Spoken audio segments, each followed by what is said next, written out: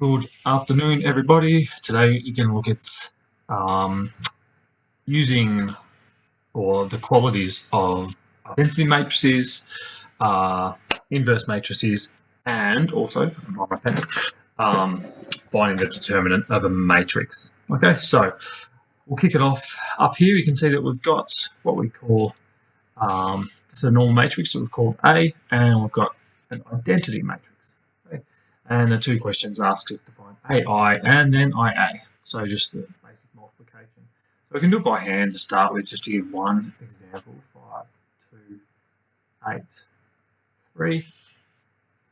And that's all multiplied by the identity matrix. 1, 0, 1. Not 1. 0, 1. So the leading diagonal is our ones.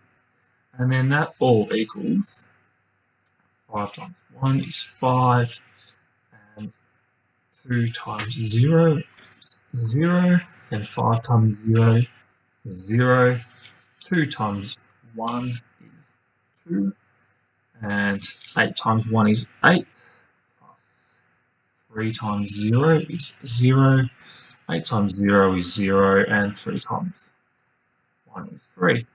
Now, once we've done all of that, we can see that the identity matrix gives us something very particular and unique to that matrix, is that we end up with the same matrix that we started with, so A. Okay, so anytime we multiply a matrix by the identity matrix, we get A, or the original matrix.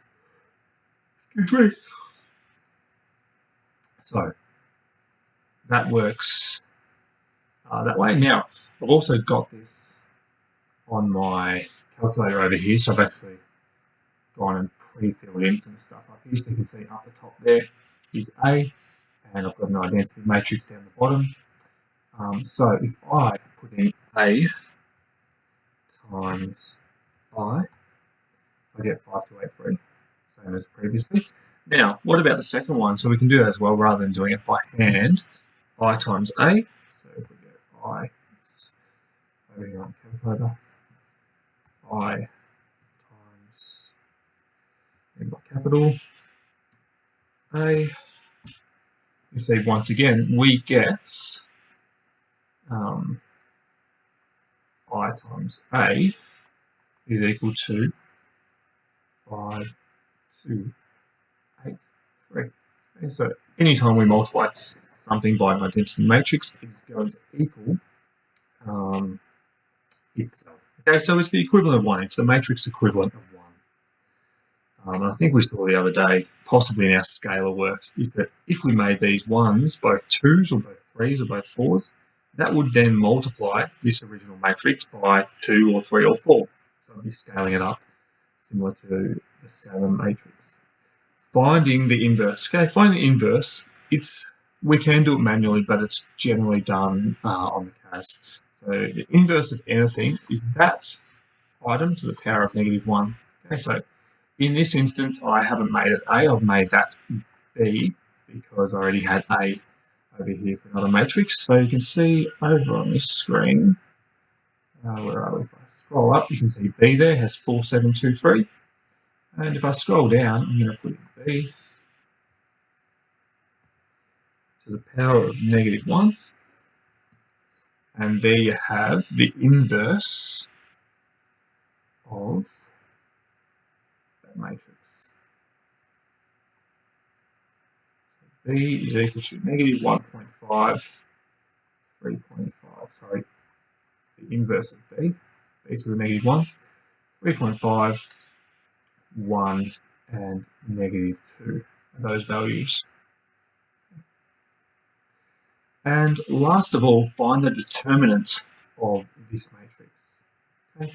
So the determinant is purely used really to tell us something about the matrix at the moment. So the determinant tells us if a matrix has an inverse. Okay?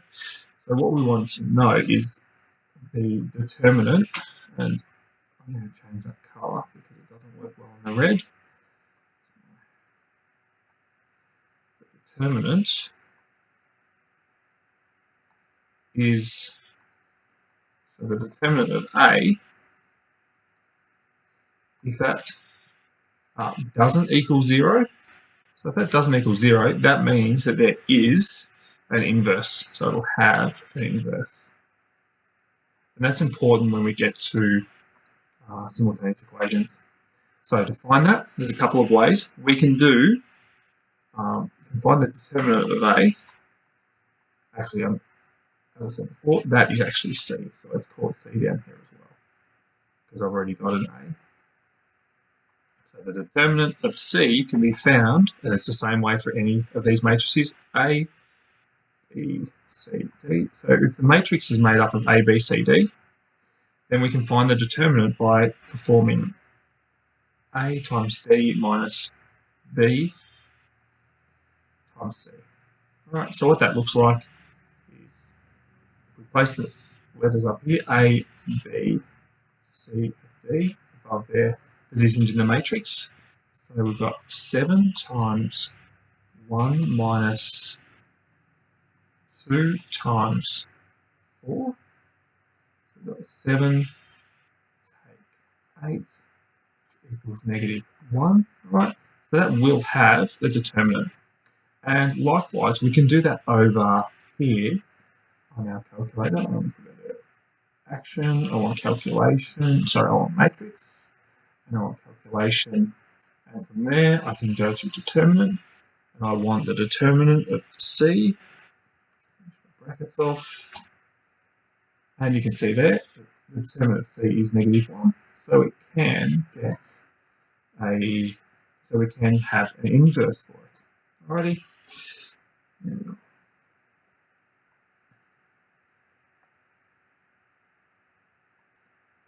Okay, now the last thing I want to go through is another thing that the inverse can do. Okay, so the inverse, if we multiply the inverse by its original matrix, so if we take B and multiply it by its inverse, let's go over to the calculator and just check out what that does. B multiplied by B power -1. You can see that comes up with our density matrix, and that will always be true. Okay. Now that'll be another important thing to take into following lessons regarding simultaneous equations. So hopefully that helps you out with identity matrices, how to find inverse matrices and what they can do to the original matrix, and as well when a determinant matrix is useful, so in finding out whether or not an inverse matrix is possible. Okay, cool. That is me signing off, people. So like, subscribe, share it, and have a great day.